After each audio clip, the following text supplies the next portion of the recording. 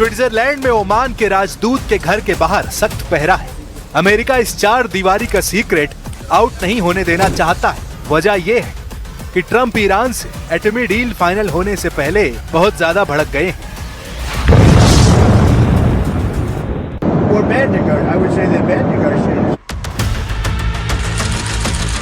जब Donald Trump दुश्मन की गलतियां गिनाने लगे तो यकीन जानिए उसकी तबाही तय हो चुकी है। तय हो चुका है युद्ध जिसमें सुपर पावर के दुश्मन की सलामती सिर्फ सरेंडर करने पर ही मंजूर होगी, वरना अमेरिका मारता रहेगा और मारता ही रहेगा।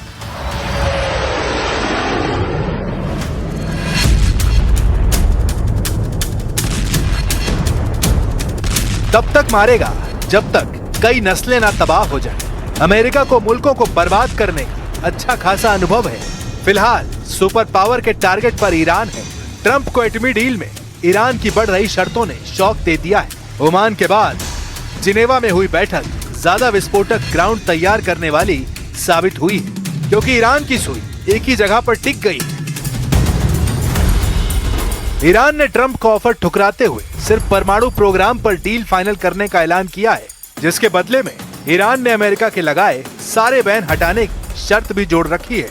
वहीं ट्रंप चाहते हैं कि ईरान अपने मिसाइल प्रोग्राम और खाड़ी देशों में मौजूद लड़ाका ग्रुप पर डील साइन करे। इसके बाद ट्रंप ईरान को राहत देंगे या नहीं, ये वो तय करेंगे।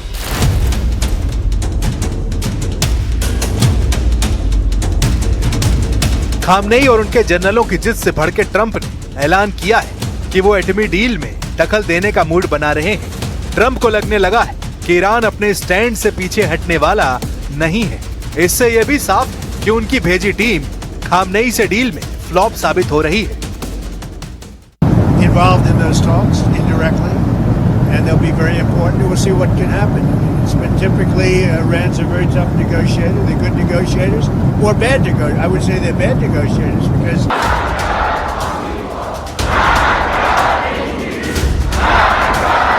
ईरान डील चाहता है, उसे इंकार नहीं, लेकिन डील सुप्रीम लीडर के उसूलों पर होगी, खामनेई के बनाए नियमों पर होगी। ट्रंप के आंख दिखाने, गुर्राने और जंगी बेड़ों से ईरान डरने वाला नहीं है। इजराइल आरोप लगा रहा है कि ईरान का इरादा ट्रंप से डील का नहीं है, इसलिए उस पर वक्त रहते एक्शन लिया जाए। नेतन्याहू का प्लान ईरान के परमाणु पावर को जीरो करने का है। इजराइल चाहता है कि ईरान के एटमी अड्डों पर जितना यूरेनियम संवर्धन किया जा चुका है उसे फौरन कब्जे में लिया जाए। इजराइल का प्लान है कि ईरान में तैयार एटम बम का ईंधन किसी दूसरे देश में शिफ्ट ना होने दिया जाए। नेतन्याहू ने इरादा जाहिर किया है कि ईरान के सभी एटमी अड्डों और इंफ्रास्ट्रक्चर को बमबारी कर तबाह कर दिया जाए। खामनेई की मिसाइल पावर को खत्म करने के लिए Israel missile technology control regime की लिमिट लगाना चाहता है। इसके साथ नेतन्याहू को ट्रंप से उम्मीद है कि वो ईरान समर्थित टेरर ग्रुप का सफाया भी कर डालें।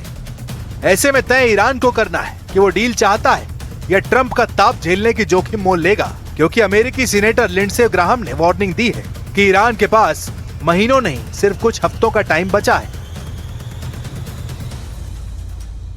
There are two lines in the water right now. One's a diplomatic line, trying to find a way to end this regime diplomatically that will advance our national security interest.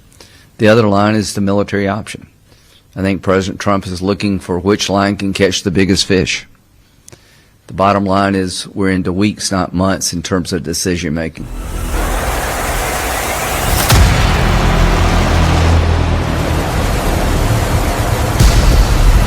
America की जंगी तैयारी, Iran के करीब बढ़ता हथियारों का जमावड़ा, खाड़ी देशों में अमेरिका के दोस्त देशों का पाला बदलना, सारे सिग्नल युद्ध के हैं। CNN की रिपोर्ट के मुताबिक ब्रिटेन में मौजूद अमेरिकी एयरफोर्स से हथियारों को ईरान के करीब लाया जा रहा है, जिसमें रिफ्यूलिंग टैंकर और फाइटर जेट शामिल हैं। रिपोर्ट में जानकारी दी गई है कि अमेरिका ब्लू बैटल ग्राउंड में एयर डिफेंस सिस्टम की तैनाती बढ़ा रहा है। फ्लाइट ट्रैकिंग डेटा से पता चलता है कि दर्जनों अमेरिकी मिलिट्री कार्गो प्लेन ने अमेरिका से जॉर्डन, बहरीन और सऊदी अरब तक सामान पहुंचाया है।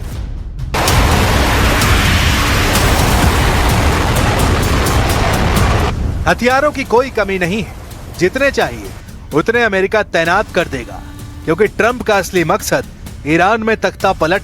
जैसे वेनेजुएला से निकोलस मादुरो को ट्रंप ने उखाड़ फेंका है, वैसे ही कुछ तेहरान में होने वाला है।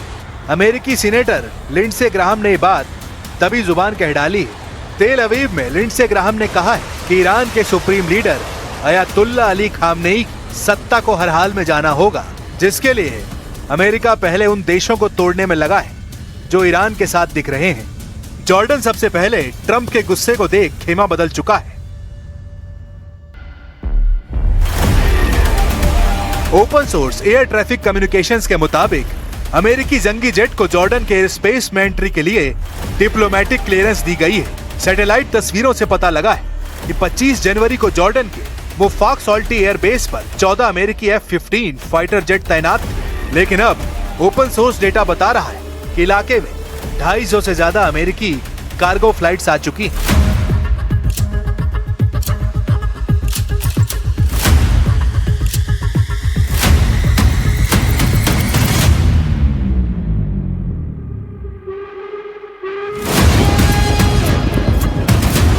दो कैरियर बैटल ग्रुप, खाड़ी देशों में 20 अड्डों पर युद्ध की तैयारी। ईरान के लिए क्या ये काफी नहीं? आखिर अमेरिका हमले के लिए इतना इंतजार करने को मजबूर क्यों हो गया? क्यों अमेरिका 2 महीने से वॉर प्लान बना रहा है? सुप्रीम लीडर अली खामनेई बता रहे हैं कि अमेरिका डरा हुआ है। अमेरिका के परमाणु जंगी बेड़े जितने खतरनाक हैं, उन्हें बर्बाद करने वाला हथियार ईरान के पास है। सुप्रीम लीडर ने ऐलान किया है कि उनके कैरियर बैटल किलर अमेरिका की चूल्हे हिला देंगे। که از صحبت‌های اخیرش گفته که 47 ساله که آمریکا نتوانسته جمهوری اسلامی رو از بین ببره، شکایت کرده به مردم خودش. 47 ساله که آمریکا نتوانسته جمهوری اسلامی رو از بین ببره. این اعتراف خوبی است. بنده میگم